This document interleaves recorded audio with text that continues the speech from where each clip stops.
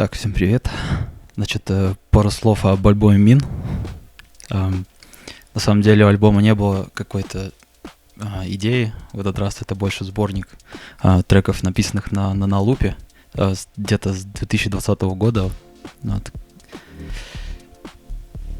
Да, на самом деле прошло уже больше, чем 2 года с того момента, как я получил на луп. Вот, значит, эти 4 трека — это все, что я успел на нем сделать. Значит, первый трек Айла, он реально был первый, самый. Вот, наверное, где-то день на 5 после того, как я забрал Нанолуп с почты, я написал, значит, этот небольшой такой хаус-трек. Можно, наверное, проследить его похожесть на трек, который висит на главной странице Нанолупа. Я, честно говоря, не помню. Не помню, как зовут музыканта, который его написал. Вот. Но, в общем, если вы зайдете на главную страницу второго Нанолупа, то там вы увидите, на этой странице увидите трек на 8 с лишним минут. На самом деле трек очень крутой, мне всегда очень нравился. Вот. И, естественно, первым, что я сделал на лупе, я сделал, видимо, что-то похожее. Вот. Дальше, значит, Фантазм. Тут уже начинается что-то более интересное. Пока я писал трек «Фантазм», я понял, что на Нанолупе есть такой странный перегруз. Это было очень неожиданное для меня открытие, на самом деле. Потому что я думал, что как, не знаю, Nails DJ, ну или, в принципе, в любом другом чиптюне там никаких перегрузов, в принципе, не может быть. Но, как оказалось, если в Нанолупе достаточно выкрутить громкость на всех инструментах, то он начинает нормально так хрустеть, так скажем. Вот. И это оказалось очень, очень приятным звуком. И вот во второй половине трека «Фантазм» можно проследить вот этот эффект. Если вслушаться в шумовые инструменты, там в тарелке и в бас, как они друг с другом начинают как бы склеиваться из-за этого перегруза. Вот. Так сам по себе трек достаточно странный. Он как бы состоит, по сути, из 2 частей. Одна такая более, скажем, стандартная, наверное, на лупу часть. Первая, да. Ну, такая, может быть, немного со свингом, а вторая вот более тяжелая, в ней вылезает вот этот перегруз. Вот, и от этого перегруза, значит, пошло все остальное. Следующий трек называется «Лес». Я не знал, как его назвать, на самом деле, нормально. Вот, но в самом Нанолупе банк называется «Зануси». В общем, история этого трека такова, что я просто... Однажды я сидел, я думал, что мне сделать, я решил почему-то написать на Нанолупе трек в стиле Зана. Вот с этими вот... с этой мелодией и с аккордами, там, с аккордовой прогрессией 4, 5, 6 ступени, вот это вот все. Ну, в общем, я написал. Но получился, конечно, не совсем Зан, но что-то там есть, короче, такое. Вот. И в этом треке тоже можно услышать этот перегруз, но он больше, в этот раз он больше не в басу, а в самих аккордах, вот в этих, на квадратных волнах вот эти вот септаккорды, которые играют там.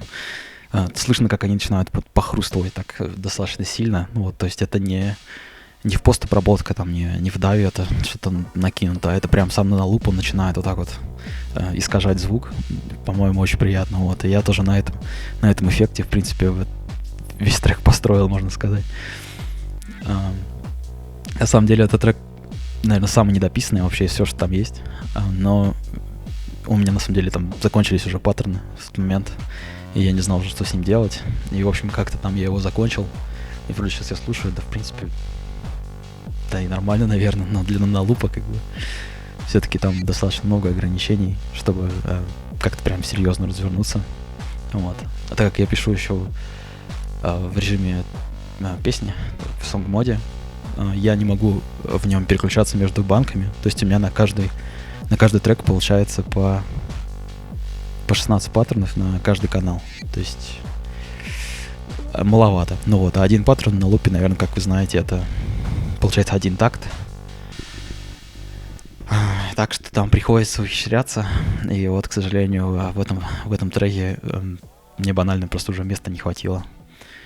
Вот, и вот, значит, последний трек называется «Кастет». Я думаю, там с ним, в принципе, все понятно. Он, на самом деле, писался очень долго. Наверное, первые какие-то эксперименты были как раз-таки, наверное, в конце 2020 года, может быть, 2021. Вот, я, в общем, в тот момент я писал какой-то техно-альбом. Он до сих пор там пишется, так скажем. Вот. И у меня была вот эта фаза, когда я везде хотел засунуть перегруженный кислотный 303-й бас, вот этот. И вот я, значит, сидел и думал, могу ли я как-то зафейкать на лупе 303-й этот бас. Вот. И так как я уже знал, что на луп неплохо так может звук пригрузить, у меня была надежда, что все-таки что-то у меня да получится. И вот, значит, на лупе есть как бы фильтр, но в нем нету резонанса как такового, и там не такой большой диапазон работы его.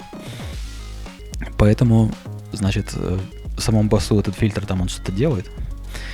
Ну, немного так это работает чуть-чуть. В принципе, это, наверное, можно услышать, но не слишком там сильно, там не очень драматичный эффект. Вот. А поверх него, по сути, что я сделал, я просто на другом канале я просто взял, ну, на лупе нету как бы синусоид, ну, в принципе, есть, наверное, если FM считать. Вот. Но я взял, в общем-то, квадрат и примерно его там наметил, где бы у меня был резонанс, который я хотел, и просто его как бы вот пичем вниз как бы пытался симулировать вот этот вот перегруженный резонанс. Вот. Потому что резонанс обычно он по ощущениям он так и звучит, как какая-то синусоида. Вот. А перегруженный синусоид это, соответственно, квадрат. Вот. И, в общем-то, получилось не то, чтобы похоже, но в итоге вот эти два элемента, вот этот бас и вот этот вот пи-пи-пи-пи-пил, они как бы начали друг от друга отделяться, и в итоге я уже даже перестал об этом думать, как о 303-м каком-то басе. Это стало просто два отдельных элемента, которые в течение вот этого всего трека работают. Вот. И, в общем, да, если бы, наверное, не концерт русской чемпион мафии в 22 году, в конце августа вроде бы, если я ничего не путаю, он был.